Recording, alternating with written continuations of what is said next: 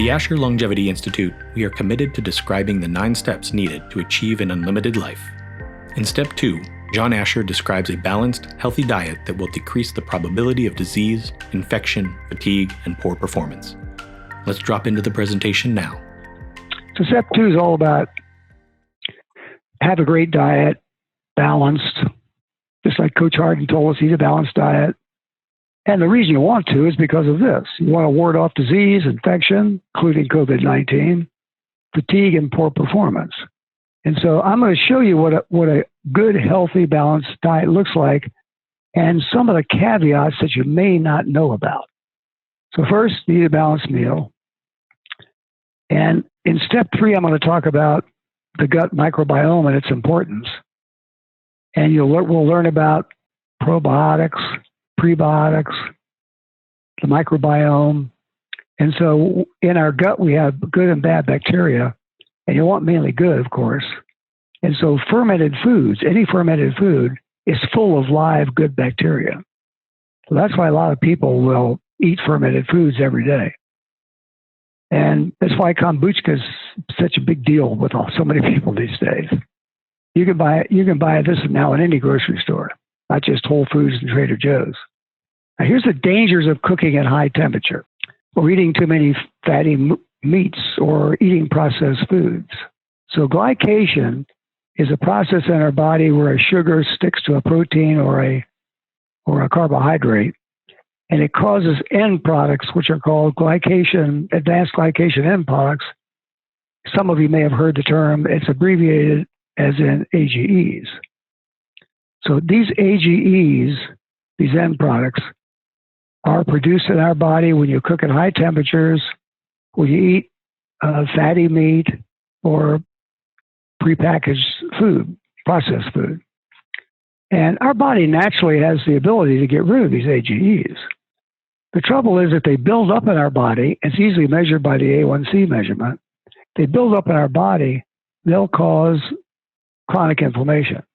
And the measurement that you want to avoid is eating foods in a day with over 5,000 units of AGEs. So that's what we don't want. Eating a little processed food or a little of this or a little of that's okay. You just don't want to eat too much. And so let's see what food has, what food has how many AGEs. Here's some examples. So one Big Mac, we've blown it for the day. One slice of thin crust pizza, we have blown it for the day. So you don't want more than 5,000 in a day, and the reason is the body can get rid of that much. More than 5,000 is going to store them, causing the chronic inflammation. It's always good to have a wise guy as a speaker. So here's a wise guy slide. Up till 3 years ago, I ate bacon every now and then. I like bacon. It tastes great. So let's watch it sizzle in the pan. Let's eat it. Now imagine your internal tissues sizzling with the advanced glycation end products and the inflammation with all kinds of nasty effects. So sorry for the wise guy slide. Got to have a little fun. All right. So let's see what we can do about this. One would be don't cook food at high temperatures. Cook it at lower temperatures. For example, you probably saw on the previous slide, grilling isn't very good because it's high temperature. But if you were going to say cook salmon, you can put it in a pan with olive oil and cook it at a lower heat. It just takes a little bit longer to cook it. So that's a good way to avoid the AGEs. And you can see here, if you cook with lemon juice or vinegar or tomato juice, you literally cut the AGEs in half. Let's look next at the 2 essential fatty acids called omega-6 and omega-3. I'm sure some of you have heard of omega-3 because that's essentially what's in fish oil supplements. So these are called essential fatty acids because they're essential to the body, but the body doesn't make them. So you got to get them from food. And what you really want, the right ratio of omega-6 to omega-3 is 4-to-1. And the average American diet is 16-to-1, the Western diet. So in other words, we have way too many omega-6s and not enough omega-3. So the second bullet shows what you can cut down on to decrease the level of omega-6s And the third bullet shows what you can do to increase the level of omega-3. And here is the amount of omega-6, the bad fatty acid. Here's how much is in various foods that we're all familiar with. And you can see there's a lot of milligrams of this omega-6. And you want the ratio to be 4-to-1. So that means you got to eat food with a lot of omega-3 to make up for it. So you can say, I'm fine, I'll just eat fish. Well, fish is good to eat. It's great for us. But it doesn't have a lot of omega-3s. It has a lot of omega-3, but not anywhere near as much to balance out if you're eating a lot of processed food and getting a lot of omega-6s. Now, some of you like nuts like I do. I've always loved almonds. But look at this data. It's like OMG. The ratio of omega-6 to omega-3 in almonds is 2,000. So I'm not eating almonds anymore. But if you look over on the right, walnuts have the perfect ratio. I've actually never liked walnuts myself. They're kind of mushy or mealy. I'm not too sure why I've never liked them. But now my body craves them.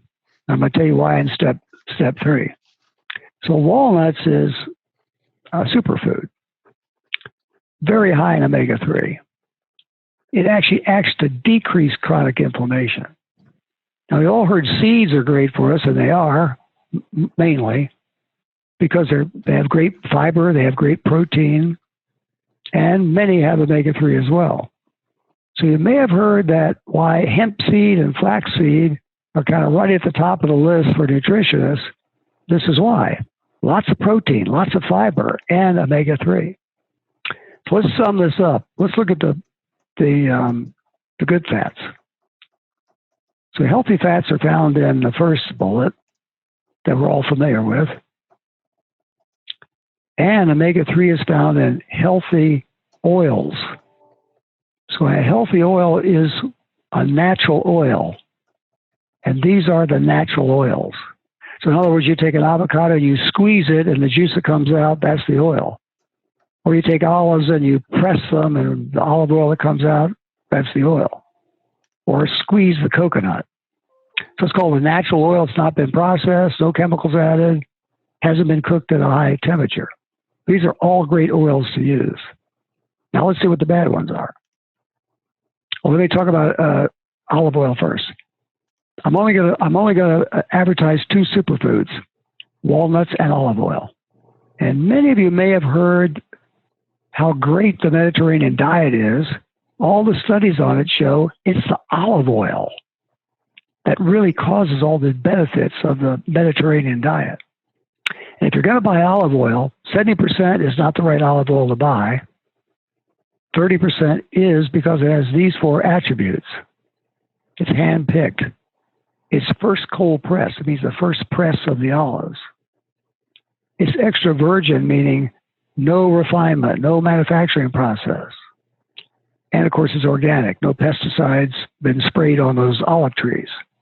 And I'm not promoting this brand. It's just the one I use because I know it's got all 4 attributes. There are other brands that have it as well, but most don't. So you got to take a look when you're buying olive oil at actually what attributes it has. Here's the bad fats. Now, notice I said you want to eat natural oils. There's a whole bunch of different oils called vegetable oils. And vegetable oil, the word vegetable sounds so healthy, doesn't it? So great for us. They couldn't be worse for you because they're manufactured at high temperature. And of course, all the stuff on the bottom is kind of obvious to all of us. I like some of this myself, but it isn't very good for us, all the bad fats.